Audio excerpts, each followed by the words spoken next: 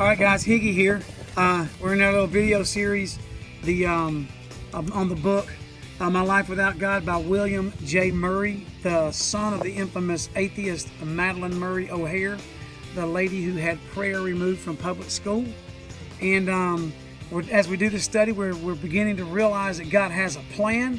And even though prayer was ultimately removed from public school, the public speaking of prayer anyway, FCA found a way in. First Priority found a way into the public school system, and therefore that was a way for the people to go deeper in their search for God. And it even helped us realize that we need to stop mouthing maybe meaningless prayers, and instead seek the face of God, seek intimacy with God, as a good friend of mine preached on this weekend. But what I want to do here, we're in chapter 8 of the book.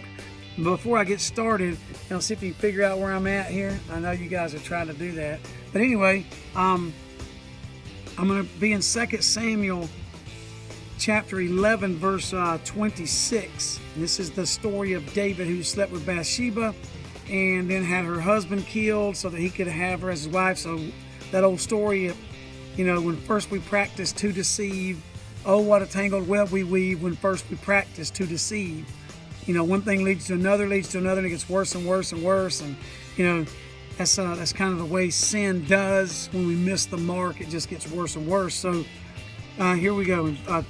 2 Samuel chapter 11, verse 26, a couple of verses here. When Uriah's wife, now Uriah was the guy that David had sent off. That was Bathsheba's husband. When Uriah's wife heard that her husband was dead, she mourned for him. After the time of mourning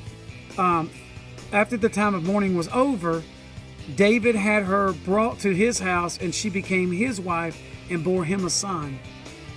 But the thing David had done displeased the Lord. Yeah, I would say so.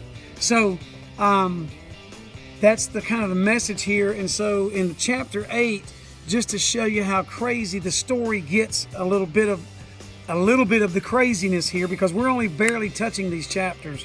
I'm just kind of picking a spot out that kind of hit me in the moment. There's tons of spots in here that just overwhelm me with, like, oh my God, there's such an evil force in the world and working in the world, and we just kind of wander around and don't really know it, don't think about it, don't contemplate it, but it shows up. And so here's the lady that had prayer removed from school, this atheist, and listen to this chapter. I'm just going to read it, and you can make the connection of how deep some of this stuff gets, how deep involved and how far down the road it can take you. No, that's okay. I'll get Bill to bring me home. Mother didn't come home until almost 3 a.m. I learned later that the call early in the evening had come from the Communist Party headquarters in New York. Mother had been informed that the man arrested in connection with the shooting of President Kennedy was a member of the Fair Play for Cuba Committee. Even though his membership had been in the committee's New Orleans branch, and Mother said she didn't know him, the caller had ordered her to go immediately to the Fair Play for Cuba office in Baltimore, because that's where they were.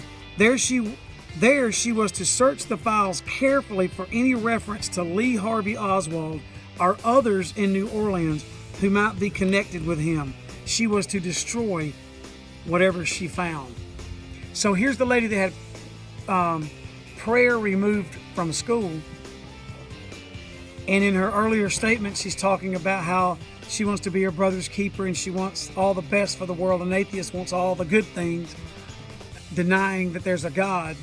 And that's how she may be seeking to do good things, which as we read the book, you make your own judgments. But here we're destroying evidence, covering up the truth. And so, oh, what a tangled web we weave, man. You get involved in this life of sin and you can't get out. So I encourage you as young people to hold on to the truth. Keep being a light. Don't get pharisaical about it. Don't start throwing stones at people because they goof it up. Put your arms around them. Tell them you love them. Tell them God loves them. And that, and my little way of doing that is just to tell everybody they're awesome, because they are awesome. God created them. Hey, don't you forget it. God loves us. God loves you. He's got a plan for you. And you are awesome.